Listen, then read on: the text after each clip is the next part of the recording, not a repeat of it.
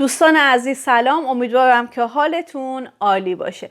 دوستان در ادامه مبحث مهم متناسب سازی امروز میخوایم در مورد تاثیر فرهنگ صحبت بکنیم.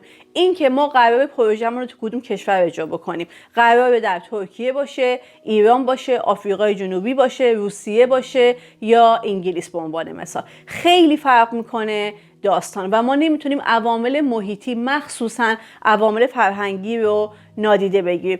اگر شما برای مذاکره و عقد قرارداد به کشور چین میرین و همون استراتژی و صحبت‌ها رو برای عقد قرارداد توی آمریکا در نظر گرفتید، یعنی حتما نتایج خوبی نمیگیرید. چرا؟ چون رویکردهای اینها در مورد کار کردن با کشورهای دیگه و عقد قرارداد کاملا متفاوت هستش. ما باید بدونیم تو کشوری که میریم فاصله قدرت وجود داره یا نه، یا همون پاور دیستنس. ما میتونیم فرد رو به عنوان مدیر عامل، به عنوان مدیر بانک، به عنوان صاحب یک شرکت خیلی بزرگ به اسم کوچیک صدا بکنیم اگر در فنلاند هستیم. اما اگر در ایران هستیم این ترجیح ما نیست. ما باید طرف مقابل رو، مدیرمون رو با عنوان خطاب بکنیم، به عنوان مثال آقای دکتر یا آقای مهندس. مهم نیست طرز تفکر و اعتقادات ما به چه صورت هست. ممکنه شما دانش آموخته آمریکا باشید اما قراره توی ایران کار بکنید. شما وقتی توی ایران کار میکنید باید به اصول و استانداردهای اون کشور احترام بذارید و از اون پیروی بکنید. این نشون میده که حرفه‌ای هستید. اگر شما به عنوان مثال تو کشورهای اسکاندیناوی قرار کار بکنید نیاز نیست که زیاد توضیح بدید. اگر قراره یه روز سر کار نیان فقط اعلام میکنید که سر کار نمیاین. اما در کشوری مثل ایران شما باید توضیح بدین که چرا نمیاین. دامنه صحبت کردن در کشورهای مختلف متفاوت هست و شما باید در قالب همون شرکت یا کشور در بیایید وقتی محل کار خودتون رو عوض میکنید. ما باید بدونیم که بهتره تیم‌های کوچکتر داشته باشیم یا تیم‌های بزرگتر.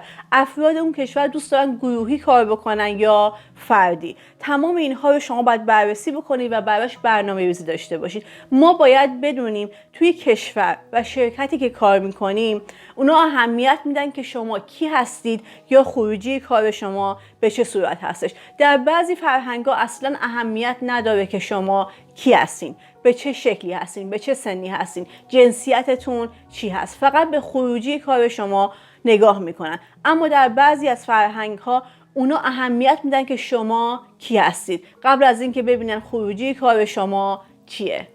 فرهنگ ما تاثیر میذاره روی روشی که ما قراره یک مشکل رو حل بکنیم. ما در کشوری زندگی میکنیم که گیر کردیم در گذشتهمون یا برنامه‌ریزی داریم برای آیندهمون و نسلی که قراره بیاد. اگر پروژه های ما در کشوری هستش که به گذشته کاری ندارن و برای حال و آینده دارن برنامه‌ریزی میکنن، اهمیت میدن که پروژهشون سازگار با محیط باشه، سازگار با آب، هوا، خاک و حیوانات باشه. ما باید بدونیم که در چه قالبی قرار پروژه پایدار اجرا بکنیم یا اینکه نه در کشوری هستیم که اصلا اصول مربوط به مسائل پایدار و توسعه پایدار جایی نداره و اگر ما اهمیت میدیم فقط داریم پولمون رو هدر میدیم. تمام اینها تاثیر میذاره روی پروژه و شما به عنوان یک مدیر عامل، مدیر پروژه، کسی که قراره یک پروژه و یک تیم رو رهبری کنید، نیاز دارید که قبل از اینکه در قالب اون شرکت و در قالب اون پروژه در بیاین به اون کشور دقت بکنید. ما مسائل کلان داریم، یعنی اینکه قراره این پروژه رو تو کدوم کشور اجرا بکنیم، تو کدوم شهر اجرا بکنیم، در کدوم سازمانی اجرا بکنیم و بعد به این نگاه میکنیم که اون سازمان در کدوم صنعت هستش و ارتباط اون پروژه با پروژه های دیگه به چه صورت هستش. ما مسائل مهمی داریم که بررسی بکنیم تا به معنای واقعی بگیم ما متناسب سازی داشتیم. امیدوارم که از این مبحث لذت برده باشید. خیلی زود با موضوع جذاب بعدی میام سراغتون و ممنونم که با من همراهید.